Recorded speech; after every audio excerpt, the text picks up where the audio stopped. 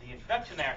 My primary background as a journalist has been in the medium of blogging. I've always written magazine articles, but I think that's sort of primarily how I'm known. It's what I spend the bulk of my day doing most of the time.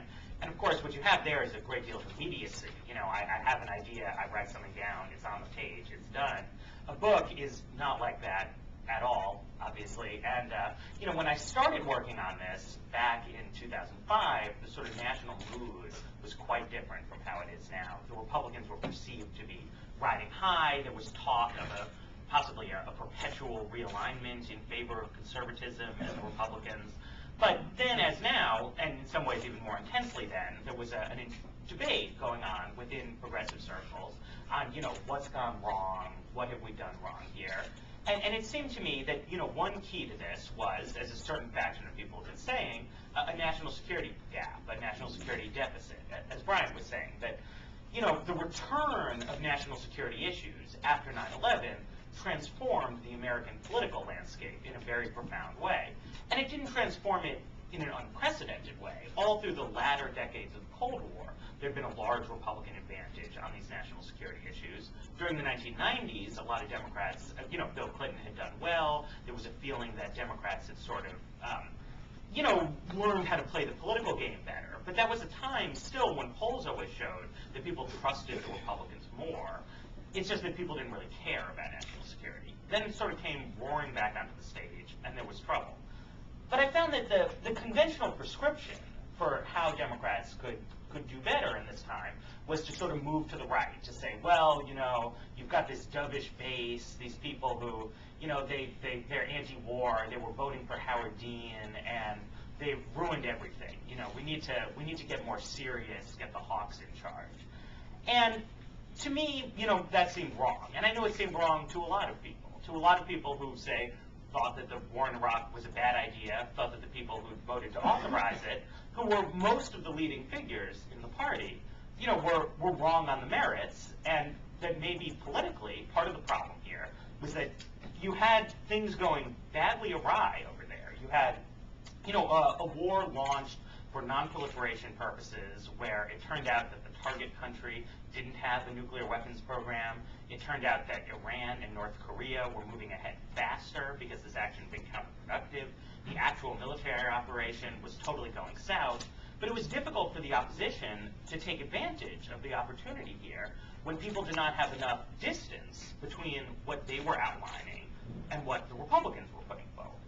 And that you had a sort of a twofold problem where on the one hand you had sort of people on the left of the Democratic Party who just to some extent just had a distaste for talking about national security issues. They wanted to drag the conversation to something else, to jobs and healthcare, other issues that are important, but you need to deal with it squarely. And it kind of outsourced a lot of thinking on this to, on the one hand, political opportunism, and on the other hand, to a pretty unrepresentative faction of hawkish thinkers who'd, gotten the party pretty deeply invested, actually, in this kind of Bush mission. So you then got questions about flip-flopping, people unable to really defend their position in a strong way. As it was working on it, we started to see some changes in tone. I think in 2006, while things by no means, went off flawlessly, Democrats came out with a kind of stronger message. New leaders had come to the fore, and new institutions had been founded. Center for American Progress, which, started in 2003, it got bigger and bigger, started doing more and more stuff. National Security Network came online. There was more infrastructure in place to try to think about these questions in a coherent way and offer a serious and principled, meaningful alternative to what Bush had been putting forward. And that gives you a fighting chance to have an argument and win an argument and say, bad things are happening in the world, and it's not an accident that these bad things are happening in the world. They're happening because we're pursuing fundamentally flawed policy, and we need to fundamentally change it.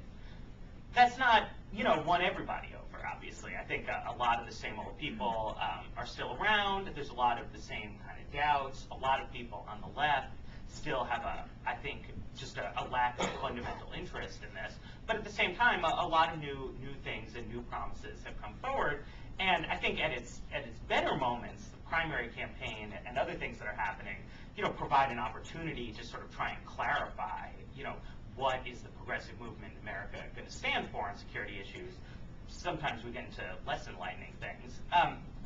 But what I think it ought to stand for is a return to the sort of principles of liberal internationalism, where we are trying to build some kind of a sustainable world order where we work with institutions, treaties, allies, international law, that sort of thing. And then in terms of 9/11, which is obviously what's given the political muscle to this, a targeted, focused, and disciplined effort against al-Qaeda, rather than the sort of hazily defined, war on terror, find sort of some Muslim group somewhere that we don't like for some reason, so we're going to fight them all, and now it's Iraq, it's Iran, it's wherever. But to say instead, no, I mean, there's a serious problem here. Thousands of people were killed on 9/11. Al-Qaeda is a serious threat, but you respond to that threat by zooming in on them and going after them, which I think is a straightforward argument that has always been sort of available, but it's hard for people who had gotten too invested in going along with the Bush administration, or just an unwillingness to challenge some of their claims to make. Should I wrap up? Yeah, sure. Yeah. Sum it up. Make your summary. This is your first one you're doing. Yeah. I know. I say it's you don't really get into like sitting alone on your laptop all day because you want to be a public speaker. But for my sins, this is what I've got. So long story short, I think it's about time to sort of, there was a moment of kind of national panic after September 11th that the Bush administration took full advantage of politically and created a sort of moment of meta panic among progressives who were terrified of the objective threats and also terrified of the political threats. And their instinct at that time was to sort of duck and cover, I think, as best they could, and go sort of concede as much as they felt they could do in order to have a fight on other terrain that they were more confident about. And I think that decision was made for some understandable kind of political reasons.